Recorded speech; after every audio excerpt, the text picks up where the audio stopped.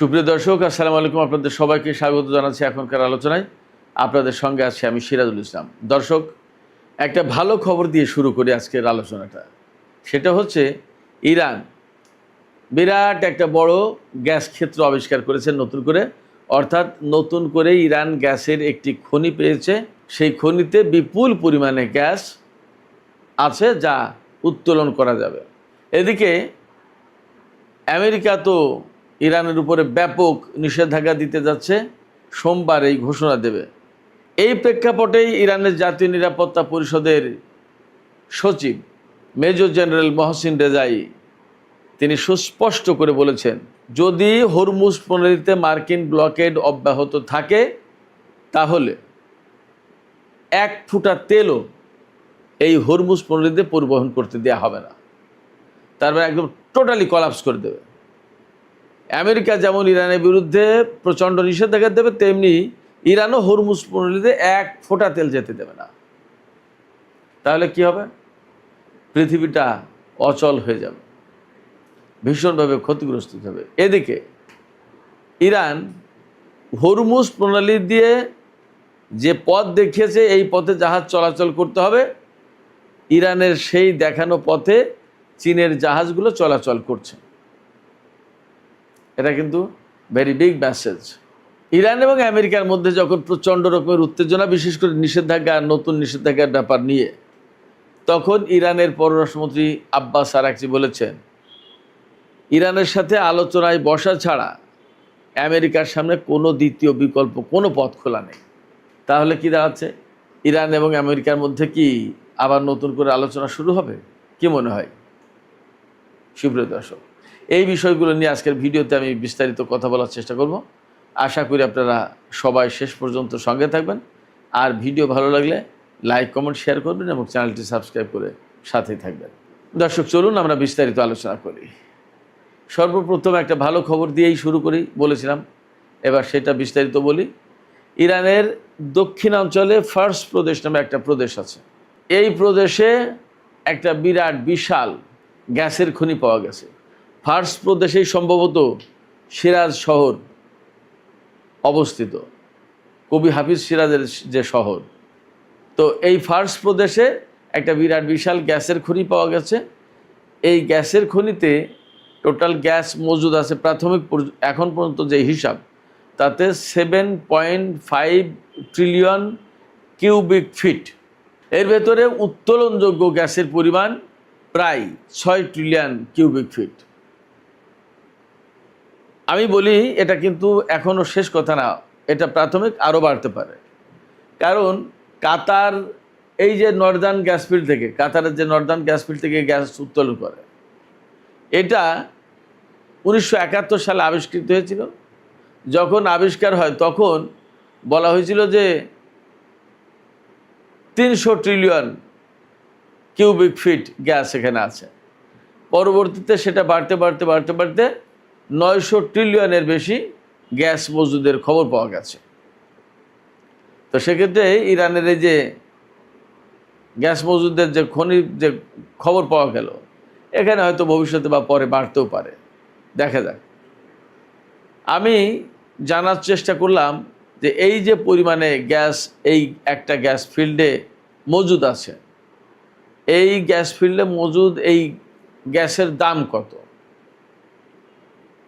এবং এটা আসলে কি সাইজের গ্যাস ফিল্ড।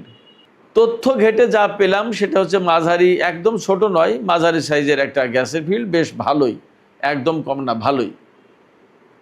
বর্তমান যে বাজার মূল্য, বিশেষ করে ইউরোপের যে বাজার মূল্য, তাতে প্রায় এই খনিতে যে গ্যাস আছে তাতে প্রায় $100 বিলিয়ন গ্যাস আছে। তবে ইরান যেহেতু বেশ কম দামে গ্যাস এবং তেল বিক্রি করে থাকে, সেই কারণে এটা 16-17 থেকে 20-25 বিলিয়ন ডলারের গ্যাস বিক্রি হতে পারে এই খনি থেকে। তো এটা এইরকম একটা যুদ্ধ পরিস্থিতির ভেতরে নিশ্চয়ই ইরানের জন্য একটা ভালো খবর। এদিকে ইরানের পক্ষ থেকে আর একটা ঘটনা হয়েছে। ব্রিটেনের একটি বিদ্যুৎ উৎপাদন কেন্দ্র হ্যাক করেছে ইরানি হ্যাকাররা। বলা হচ্ছে ইরানি হ্যাকাররা হ্যাক করেছে এবং টানা 4র্থ দিনের মতো এই প্ল্যান্ট থেকে বিদ্যুৎ উৎপাদন বন্ধ রয়েছে। তার মানে এমনভাবে হ্যাক করেছে যে হ্যাকিং আর ঠিক করতে পারছে না। সেক্ষেত্রে বোঝাই যাচ্ছে যে ইরান এই সাইবার যুদ্ধে বেশ ভালো অগ্রগতি অর্জন করেছে। ব্রিটেনের মতো একটা উন্নত প্রযুক্তির দেশের একটা বিদ্যুৎ কেন্দ্র যদি আজ 4 দিন পুরোপুরি বন্ধ থাকে, তাহলে এই ব্রিটেনের আর কোন কোন সংস্থা ইরানি হ্যাকারদের থেকে নিরাপদ? আরও মজার খবর কি জানেন? আরও মজার খবর হচ্ছে আমেরিকার কয়েকটি ওয়াটার স্ট্রাকচার, পানি বিষয়ক অবকাঠামো, অর্থাৎ হতে পারে পানি পরিশোধন কেন্দ্র বা এই ধরনের অন্য কোনো কেন্দ্র, সেই রকম কেন্দ্র হ্যাক করেছে ইরানি হ্যাকাররা। এবং তাতে আমেরিকার যে 50টি স্টেট, তার ভিতরে 12টি স্টেট এই হ্যাকিংয়ের কবলে পড়েছে এবং তার প্রভাব 12টি স্টেটে পড়েছে। তার মানে ইরানি হ্যাকাররা আমেরিকাতেও ভালো রকমের একটা সাইবার হামলা চালিয়েছে, হ্যাকিং করে দিয়েছে। আমেরিকা এবং ব্রিটেনের মতো উন্নত প্রযুক্তির দেশ, উন্নত দেশ, তাদের উপরে যদি ইরান এই রকমের সাইবার হামলা চালায়, তাহলে বাস্তব যুদ্ধের ক্ষেত্রে তারা কোন ধরনের সক্ষমতা রাখে সেটা কিন্তু একটা ভাবনার বিষয়। এদিকে সোমবার 24 আগস্ট আমেরিকা ইরানের বিরুদ্ধে কঠোরতম নিষেধাজ্ঞার ঘোষণা দেবেন, কঠোরতম নিষেধাজ্ঞার ঘোষণা দেবে। এই ব্যাপারে ইরানের জাতীয় সর্বোচ্চ নিরাপত্তা পরিষদের সচিব মহসিন রেজাই তিনি বলেছেন যে ইরান তাদের ইচ্ছা শক্তি দিয়ে, তাদের প্রতিরোধের ক্ষমতা দিয়ে, সক্ষমতা দিয়ে এই নিষেধাজ্ঞা মোকাবেলা করবে এবং আঞ্চলিক কোনো দেশ যদি এই নিষেধাজ্ঞার ব্যাপারে আমেরিকাকে সাহায্য করে, তাহলে সেই দেশের বিরুদ্ধে ব্যবস্থা নেওয়া হবে। একদম পরিষ্কার হুঁশিয়ারি। এর পাশাপাশি তিনি বলেছেন, হরমুজ প্রণালীতে যদি মার্কিন ব্লকেড অব্যাহত থাকে, তাহলে ইরান হরমুজ প্রণালী দিয়ে 1 ফোঁটা তেল পরিবহনের সুযোগ দেবে না। মহসিন রেজাই এই কথা বলছেন এবং ব্লকেডকে আমেরিকার সাথে রিলেট করছেন এই কারণে যে আমেরিকা যখন যুদ্ধে না পেরে ইরানের উপরে নিষেধাজ্ঞা চাপিয়ে দিচ্ছে এবং নিষেধাজ্ঞার মাধ্যমে ইরানকে শাস্তি দেবে বলে ঠিক করেছে, তখন মহসিন রেজাই বলছেন যে হরমুজ প্রণালীতে ব্লকেড যদি না তুলে নেয়, তাহলে 1 ফোঁটা তেলও যেতে দেওয়া হবে না। তার মানে ইরান পাল্টা ব্যবস্থা নিল। হরমুজ প্রণালীতে ব্লকেড থাকা আর ইরানের উপরে কঠোর নিষেধাজ্ঞা দেয়া সবই এক গাছেরই ফল। তো তাই যদি হয়, মহসিন রেজাই বলছেন যে ব্লকেড অব্যাহত থাকলে 1 ফোঁটা তেল যেতে দেবে না। তার মানে ইরানও কার্যত আমেরিকা বা আরও বিভিন্ন দেশের বিরুদ্ধে তেলের নিষেধাজ্ঞা দিল। এদিকে ইরান যে পথ দেখিয়ে দিয়েছে হরমুজ প্রণালীতে, সেই পথ দিয়েই চীনের জাহাজ তেল পরিবহন করছে, আসা যাওয়া করছে সেই পথ দিয়ে, আমেরিকার দেখার পথে না। তার মানে এখানে আর একটা মেসেজ আছে চীনের পক্ষ থেকে যে ইরান যা বলেছে ওইটা রাইট, আমেরিকা যা বলছে সেটা ভুল। আমরা বিভিন্ন মাধ্যম থেকে খবর পাচ্ছি পাকিস্তানের সেনাপ্রধান ইরান সফরে যাবেন, বোঝাই যাচ্ছে ইরান আমেরিকার মধ্যকার কূটনৈতিক বিষয় নিয়েই আলাপ আলোচনা করতে তিনি যাবেন। তবে এই জায়গায় আমি একটা কথা বলে রাখি, ইরানের পররাষ্ট্রমন্ত্রী সাইয়েদ আব্বাস আরাকচি তিনি সুস্পষ্ট করে বলেছেন, আমেরিকার সামনে আলোচনা করা ছাড়া আর কোনো বিকল্প পথ নেই। তার মানে আমেরিকা ইরানের উপর যে নিষেধাজ্ঞা চাপিয়ে দিতে চায় এবং আরও অনেক কিছু করে ইরানকে কোণঠাসা করতে চাই, সেগুলো করে কিছুই হবে না, কিছুই পারবে না। আব্বাস আরাকচি আর একটা কথা বলেছেন, তিনি বলেছেন ইরানের কাছে যুদ্ধে হেরে আমেরিকা এমন বেপরোয়া আচরণ করছে। কি সেই বেপরোয়া আচরণ? সেই বেপরোয়া আচরণ হচ্ছে ইরানের বিরুদ্ধে কঠোরতম নিষেধাজ্ঞা আরোপের চেষ্টা। তবে ইরানের সব পক্ষ থেকে, সব পর্যায় থেকে একটা কথাই বলা হচ্ছে, আমেরিকা যত কঠিন নিষেধাজ্ঞা আরোপ করুক না কেন, বাস্তব কথা হচ্ছে ইরানের জনগণ, ইরানের সামরিক বাহিনী এই ধরনের নিষেধাজ্ঞা দেখে অভ্যস্ত, এই ধরনের নিষেধাজ্ঞা মোকাবেলা করে অভ্যস্ত। অতএব আমেরিকা যত যাই কিছু নিষেধাজ্ঞা দিক না কেন, ইরান সেটা মোকাবেলা করতে পারবে। আমেরিকা এবং ইরানের মধ্যকার যুদ্ধের বর্তমান যে পরিস্থিতি, তাতে সত্যিকার অর্থেই সামান্য একটু কাজ বাকি।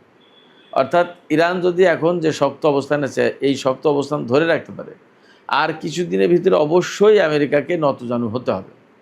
তাদেরকে তেল নেওয়ার প্রয়োজন আছে, তাদের সারা বিশ্বের কাছে জবাবদিহি করার প্রয়োজন আছে। আজ নয় কাল, কাল নয় পরশু করতেই হবে জবাবদিহি। চেপে ধরবেই ডোনাল্ড ট্রাম্পকে, তখন কি করবে? অতএব তেলের বাজারে হাহাকার তো পড়েছে, তেলের দাম বেড়েই চলেছে, কিন্তু যদি সত্যিকার অর্থে বিশ্ব অর্থনীতি ম্যানেজ করে নিতে হয় তাহলে তেলের দাম কমাতে হবে, তেলের সাপ্লাই বাড়াতে হবে। এই তেলের দাম কমাতে হবে এবং তেলের সাপ্লাই বাড়াতে হবে, এই দুটো কাজ করতে গেলে অবশ্যই ইরানের সাথে একটা আপোষ সফায় আসতে হবে। আর আপোষ সফায় আসতে হলে ইরানের সুবিধা দেখতেই হবে। তো সেই কাজের জন্য আমি মনে করি যে ইরান যদি আর কিছুদিন তার এই শক্ত অবস্থান ধরে রাখতে পারে তাহলে এই সফলতা একেবারে অসম্ভব কিছু না। সুপ্রিয় দর্শক, আজকের আলোচনা এখানে শেষ করতে চাই। আলোচনা শেষের আগে আমি আপনাদের কাছে জানতে চাই মতামত, যে আমেরিকা ব্লকেড দিয়ে রেখেছে এবং নিষেধাজ্ঞা ইরানের উপর আরোপ করবে। এই প্রেক্ষাপটে মহসিন রেজাই বলেছেন যে আমেরিকা যদি ব্লকেড অব্যাহত রাখে হরমুজ প্রণালীতে, অর্থাৎ ব্লকেড দিয়ে রাখে, তাহলে ইরান এমন ব্যবস্থা নেবে যার প্রেক্ষাপটে এক ফোঁটা তেলও আর পরিবহন করা যাবে না হরমুজ প্রণালী দিয়ে। প্রশ্ন হচ্ছে, বা আপনাদের কাছে মতামত যেটা জানতে চাইছি সেটা হচ্ছে যে মহসিন রেজাইর এই বক্তব্য ইরান বাস্তবায়ন করতে পারবে কিনা, অর্থাৎ হরমুজ প্রণালীতে এক ফোঁটা তেল পরিবহন হবে না ইরান যদি অনুমতি না দেয়। এইরকম একটা প্রেক্ষাপট কি তেহরান সৃষ্টি করতে পারবে, ধরে রাখতে পারবে? আপনাদের মতামত জানিয়ে কমেন্টে লিখুন। আর ভিডিও ভালো লাগলে লাইক কমেন্ট শেয়ার করবেন এবং চ্যানেলটি সাবস্ক্রাইব করে দর্শক সাথেই থাকবেন। আপনাদের সবাইকে অনেক অনেক ধন্যবাদ। সবাই ভালো থাকুন। আল্লাহ হাফেজ।